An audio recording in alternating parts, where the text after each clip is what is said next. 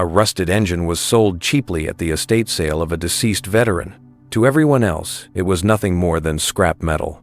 But when Laya Brennan removed the outer casing, inside lay an old leather journal, its cover marked with 3 letters, the same initials as her grandfather, a man the family had never spoken of.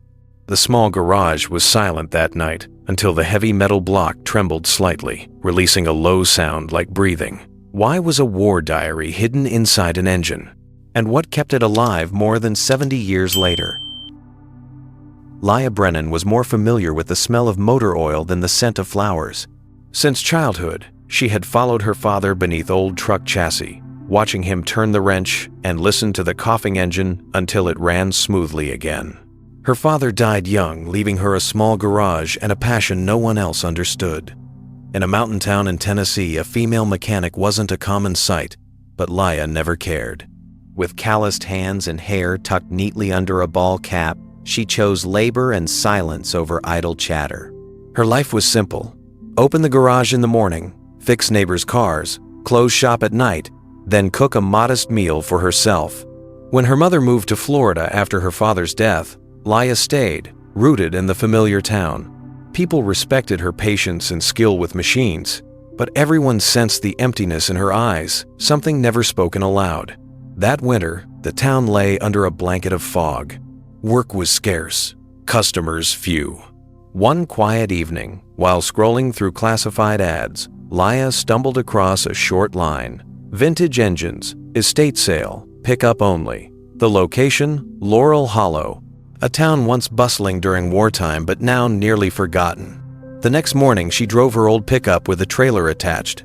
The brick house was crumbling, and the backyard was littered with rusted scraps. In the corner lay 5 engines, still and silent-like. Iron coffins. The older man overseeing the sale said little, handing her a torn receipt, his eyes deep as if hiding something. Laya paid, loaded the engines onto the trailer, and left. That night, she hauled everything into the garage. Fluorescent light spilt across the cold concrete floor. With her experience, she expected nothing more than salvaging a few usable parts. But when she loosened the bolts on the 3rd engine, the casing fell away to reveal an odd gap. She reached in and pulled out a waxcloth bundle, brittle with age. Inside was a small leather journal with worn edges, its cover marked with 3 letters, T, B. Laya froze. Her grandfather's name is Thomas Brennan, the man her father had rarely mentioned, except in short phrases. He went to war, and he never came back the same. Her grandmother would only sigh and change the subject. Within the family, that name had been erased from collective memory. Sitting alone in the still garage, the journal in her hands, Laya opened the first page. The hurried handwriting read, Laurel Hollow, Mugnin Chin, Trombone Muy Bone, for the days we couldn't speak of. She read it over and over, a chill running up her spine, the very town she had just visited, the very time of the war. She shut the journal, heart pounding. Beside her, the rusted engine lay silent, but it no longer looked like scrap to her eyes. It was a sealed box of memory, and she had just become the keeper of its key. That night, Laya sat under the desk lamp, the leather journal open before her. The handwriting was rushed, smudged in places by moisture. This wasn't the kind of diary that recounted daily life. The entries were fractured, as if written in moments of extreme tension. Interrogation, cargo sealed, never open engine casing. Laya frowned. Her father had been a man of few words, but silent to the point of avoiding his father's name, Thomas Brennan. Now she began to understand. Something too heavy had forced the family to bury it in silence. A symbol repeated in the margins. 3 interlocking circles. It was drawn with a heavy hand. Obsessive. Laya had never seen this symbol before, but the moment her eyes fell on it, it branded itself in her mind more warning than decoration. The more she read, the more strange terms appeared. Resonance. Captured frequencies. Containment. Words that made her think of old wartime articles about radar she'd once skimmed. Could her grandfather have been tied to some secret program? Close to midnight, with her eyes aching, something uncanny happened. A wrench on the workbench vibrated, then stilled. She jumped, scanning the room. No cars passed outside, no wind leaked into the closed garage. Only a low, faint rumble, like a distant growl. It was coming from the rusted engine against the wall. Laya's heart pounded. She stepped closer and placed her hand on the cold steel casing. The vibration stopped instantly. Silence swallowed the room. The words she had just read echoed in her head. Never answer when it speaks. She stumbled back onto her chair. Impossible. This was a discarded hunk of metal, not connected to electricity, not fueled. Yet she had heard it, felt it move. The next morning, she carried the journal to see Mrs. Adeline, the retired town librarian, now in her 80s. She was once the first African-American woman to work in the county library, known for her stern demeanor and sharp memory. Reading the opening pages, she stayed quiet for a long time, then sighed softly. Your grandfather wasn't just an ordinary soldier. He was entrusted with something no one wanted to remember. They buried it, and he chose silence. Her words confirmed what Laya had already felt. This engine was more than steel and bolts. It was bound to a secret America had long buried. That night, Laya returned to the garage. She placed the journal on the workbench beside the engine. She didn't need to open it again. The warning still rang in her mind. If it speaks, don't answer. She switched on the lamp, sat in silence, and waited. As the clock's hands crept toward midnight, the deep vibration rose again louder, this time steady, like the heartbeat of a creature not of this world. In the days that followed, Laya could no longer focus on her daily work. Each car needed an oil change, and each machine waiting for repair became an excuse to hide her growing obsession. At night, she returned to the leather journal. The pages revealed more directions, not a narrative, but fragments of a map. Past the old sawmill, where the tracks bend south, beneath the weeping willow by the viaduct. Laya spread a local map on her workbench, tracing the notes with a pencil. Every clue led to the outskirts of Laurel Hollow, where she had purchased the engine. A chill ran down her spine. Her grandfather had once written of this town, and now she had stumbled back to it. It could not be a coincidence. One foggy morning, she packed a flashlight, her father's old compass, her toolbox, and the leather journal into the truck bed. The road into the valley was desolate, filled only with birdsong and the crunch of gravel under her tires. Near the broken concrete bridge, she spotted the shadow of an ancient willow cast across the dry creek bed.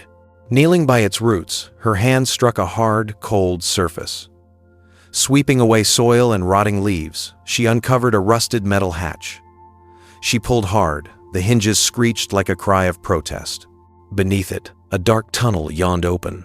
Laya switched on her flashlight, swallowed hard, and crawled down. Damp air and the scent of old concrete pressed in heavily. Her footsteps echoed as the beam swept across stacked wooden crates, each faintly stamped with faded American flags. On every wall, the same symbol of 3 interlocking circles had been painted, repeated dozens of times. At the center of the room stood a bare steel table. Resting on it was another engine identical to the one in her garage, but untouched by dust or rust, as if freshly maintained. Beside it lay a military file, stamped in red, restricted, ace only. Her hands shook as she opened it. The first page was a black and white photograph, a group of young soldiers standing around the engine. In the center was a face she had only known through vague family silence. Her grandfather, Thomas Brennan, young and stern. The accompanying orders bore his name and the typewritten words, Project Widow, Field Containment. In the corner, a hasty handwritten line leaned across the page. I saw what it did. It cannot be used again. The flashlight trembled in her grip. All the family's silence through the years now crystallized into one truth. Her grandfather had not vanished into meaningless obscurity. He had carried a secret project, and perhaps betrayed orders to hide it. Climbing out of the tunnel, the morning air cut cold against her skin, but her chest burned with heat. She had found proof, and now the burden was hers to guard or surrender it. News of Laya's trip to Laurel Hollow did not stay hidden. 2 days after she returned, a black SUV appeared at the end of her street, parked far too long in view of the garage. Laya caught a glimpse of a figure inside, but when she stepped out, the vehicle pulled away. The sensation of being watched tightened her spine. The next afternoon, a man knocked on the garage door. He introduced himself as Elias Trent, a former officer working for a military historical records commission. His eyes were cold, tall, and lean, and he wore a gray suit. He did not waste words. "Miss Brennan, you're in possession of an extremely sensitive artifact. I urge you to turn it over. It isn't safe in private hands." Laya stood still, sweat gathering at her temples. Behind her, the engine and the journal remained on the workbench. Elias took a step closer, his voice deep. "What your father's generation endured need not be dredged up again. Some memories are better left buried." He left a business card and departed in the SUV, but from that day forward, Laya knew she was being followed. She glimpsed the exact black vehicle in her rearview mirror at the supermarket. Late at night, faint noises outside the yard jolted her awake. A wrench gripped tightly in her hand, fear and anger braided together. She reopened the journal, scrawled in uneven ink. The final pages read clearly, "If they come, don't let them take it. It does not belong to power. It belongs to memory." The words felt like a last testament, written directly for her. One evening, as she closed the garage, Elias reappeared, this time with 2 other men. His tone was sharper, colder. "This is the last warning. You have no idea what you're holding. It's dangerous. Refuse to surrender it, and you'll regret it." Her heart pounded, but her grease-stained hands clenched into fists. Years of repairing machines had forged her resolve. If something could be fixed, she never abandoned it. And this time, what needed guarding wasn't just an engine, but her family's legacy. She collapsed into a chair when the SUV finally disappeared into the darkness. Her pulse still raced, but her resolve hardened. She could not yield. She could not allow this secret to vanish once more. The old engine trembled faintly in the empty garage, a subtle drumbeat in the silence, and Laya understood. The conflict had only just begun. That morning, when she opened the garage, Laya saw an envelope lying neatly on the doorstep. No address, stamp, or shaky handwritten note for the Brennan family. Inside was a blurred, black-and-white photograph. A group of young soldiers stood around a strange engine. In the center, Laya immediately recognized her grandfather's face.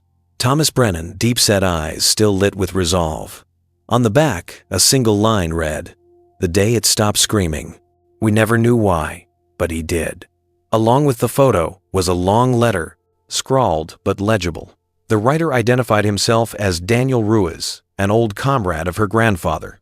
He wrote of the early days of Project WWII, a secret experiment launched by the military at the end of World War II. They had been ordered to transport a device that generated resonant frequencies, built from wartime radar technology, but instead of detecting enemies, it absorbed the fear and anguish of those nearby. "We called it the listening machine," the letter said. Whenever it was activated, young soldiers collapsed, screaming as if their nightmares were being dragged into the open. Some cried like children, others shook until madness took hold. They told us it was technology for the future, but we knew it was a nightmare. And your father, he saw it clearer than anyone. According to Daniel, Thomas Brennan had defied orders and hidden one of the last prototypes of the project. He believed that if it continued, it would turn war into a machine that devoured souls. He chose the most challenging path, betraying his command to protect humanity from its own pain. Reading those words, Laya's hands trembled. For years, her family had remembered him only through silence. But this letter revealed a different truth. He had not been weak, but courageous, carrying a secret so his descendants would not have to. She placed the letter beside the journal and the photograph. 3 pieces now formed a complete picture. Her grandfather had not disappeared into a meaningless war. He had made a choice, which now flowed onto her shoulders. Out on the street, the black SUV loitered again. But this time, instead of fear, fire rose within Laya. She had proof now. She knew the truth. The only question left, would she guard this secret as her grandfather had, or let it be buried by those who only wanted to erase it? Laya locked the garage doors tight. No customers, no ringing phone, only her and the engine. Beside it, the journal, Daniel Ruiz's letter, and The old photograph lay neatly arranged, like 3 silent witnesses. She knew she could not run anymore. She must face it if her grandfather had chosen to carry this secret. She spread a clean tarp across the floor and lifted the engine onto it as if placing a patient on an operating table. Her hands, familiar with wrenches and pliers, moved more slowly this time, reverent. Each rusted bolt was removed, and each layer of grease was wiped away. It felt like carefully stitching a wound. Inside, the machine's structure was unlike anything she had ever seen. A transparent quartz core, copper coils wound around steel tubing, strips of lead soldered tight. It looked like wartime electronics, yet somehow alive. A faint vibration ran up her arm when her fingertip brushed one component, like a distant heartbeat. She whispered, as if speaking directly to her grandfather, "I won't let it be exploited, but I won't bury it in silence either. I'll give it a place to rest." For 3 days straight, Laya worked without pause. She polished the steel casing, replaced broken screws, and welded the cracks. Each time she completed a section, she told herself, "This pain has been returned to the past." It was no longer ordinary repair work, but a ritual of release. As she fitted the outer shell back into place on the final night, she felt warmth spread through the engine, gentle like breath. Then, for an instant, an image flashed before her eyes. Her grandfather sitting in a military train car, gaunt but calm, his hand resting on the journal. He turned toward her, not surprised, only nodding softly. Laya jolted back to awareness. The garage was dark, lit only by the desk lamp. The engine lay still, no trembling, no sound. For the first time, it was truly silent. She wiped her forehead, lifted the journal into a small wooden frame, and set it beside the engine. She hung a plaque she had carved herself on the wall. Some machines don't run on fuel, they run on memory. In that moment, she felt as though a circle had closed. Her grandfather had kept the secret by silence. She would keep it by giving it peace, not destroying it, not letting it be weaponized, but restoring it so it could stand as a witness. In the hush of the garage, Laya whispered, "I kept your promise, and now it's been freed." Once the engine had been restored, the atmosphere in Laya's garage changed. The heavy air was gone, replaced by a strange calm, as if the room had exhaled after decades of holding its breath. Customers who came for repairs gradually noticed. They stepped inside, hesitated, then paused near the corner table where the polished engine and the leather journal rested side by side. One afternoon, Mrs. Adeline returned. Her silver hair gleamed, her cane tapped rhythmically on the concrete floor. She did not read further, did not ask questions. She simply sat quietly in front of the engine. Her deep eyes seemed to perceive what Laya could not.